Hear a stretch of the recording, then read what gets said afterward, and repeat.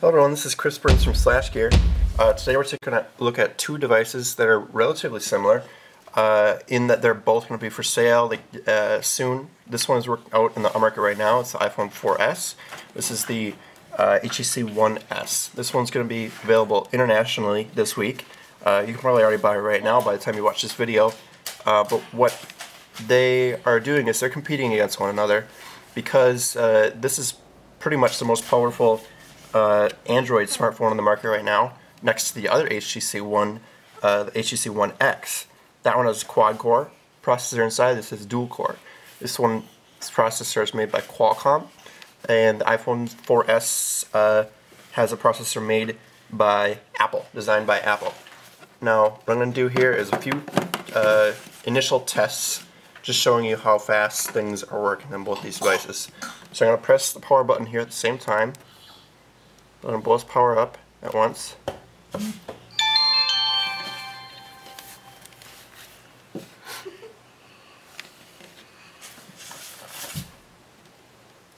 So I had that one power up.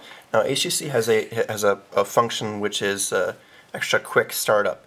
Now the only drawback from that is when you do it that way, sometimes some of your apps won't work. I've actually literally never seen an app not work, regardless of that quick startup and the warning that they have on that, but it does exist. Now let's go to the settings here. We go down to About. Actually, let's back out here. We're going to go to Power, just to show you that we are nearly full for battery. You can see that here on go back here, settings. You can see that we're nearly full in there too. Let's just see if we can get anywhere other extra information about that. Let's just skip that for now.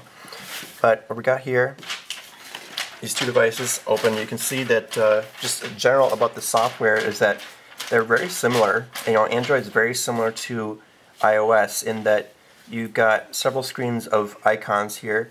HTC has a setup where you have 7 screens. Obviously with iOS you can have, you know, as many as you want. You just keep adding them on and on and on. With Android you also have an app drawer, which is separated how HTC has it separated into all, frequently used, and then downloads.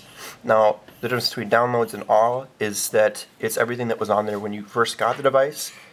Frequent is obviously apps that you use you know, recently or quite often, and then downloads includes stuff that you actually downloaded after you bought the device. Apple's is just separated. You know, if you get a new app, it just adds to the end of the list, and then you can put them into folders like that. HTC's version of Android right now is called Sense 4.0, and that sits on top of Android 4.0 Ice Cream Sandwich, and it also allows you to do things like make a little folder like that. When you open a folder there, looks like that for Apple. They're very, very similar. Now, what we're going to do next is open Spotify. See how fast they both open up. There we go. So that sounds nice on that one. Just so happens that I was just playing that, so that's why that's going that way.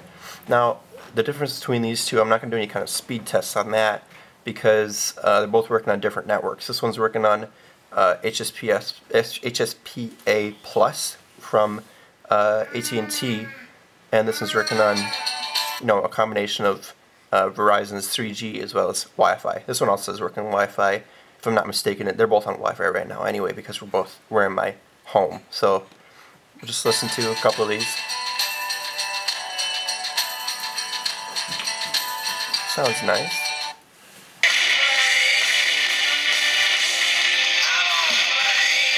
Also sounds pretty nice. Now Apple's sound is coming from underneath here. These two speakers right here. HTC's sound is coming from the back right here. Now in the past, I've decided that it wasn't the best that a lot of Android phones have their speakers in the back rather than on the bottom or on the front. More recently, I've come to the opinion that, you know, when you're listening to music, you're either going to be holding it in your hand, like so, or you're going to have your headphone jack out. Now, the jack on this, as well as the speaker on the back here, is worked to be superior by Beats Audio. HTC has a deal with Beats so that all of their devices that are coming out now, all their smartphones, actually have Beats integrated. Now that just means that it's been tuned and looked at by Beats to have a superior bit of audio quality. Now, next thing I want to look on here is camera. Now, I'll pop the camera open and see if we can pop the camera open at the same time. We're just going to do the basic camera on both of these just to, be fair. Got them both at once. There they are. Now they both open extremely quickly because both of these devices are touting their camera as fantastically superior. Now what I'm going to do here, so let's back up, let's start that again. I just went into the gallery there. What I'm going to do here is take several photos for you. Put that down there. And let's get something to take a photo of here. Let's get this got here. Got a MyCharge portable power bank. Put that over here. We'll be looking at that this week as well. I'm going to take several photos of that just really quickly. Now that noise you're hearing is the actual photos being taken. I'll take a look at one example here. Looks rather nice, especially for me not having tried to focus it at all. I had my finger actually in the way there once or twice, so that's funny too. You'll see on the back that the camera on the 4S is up in the corner and also has an LED flash. That's 8 megapixels, and as is the one on the HTC One S. I'm going to do the same thing here. Actually, let me turn the camera sound on because you can turn that off or on here. Where we're going to go here. We'll go reset the default. There we go. Now, let's make sure the flash is off as well. There's a slightly different interface here, by the way, as well, but we'll go into that later. This one, again, the camera is in the center with the flash there. I'm going to take several photos here. Oops, I knocked out. I'll go back in. There we are. Take a few here.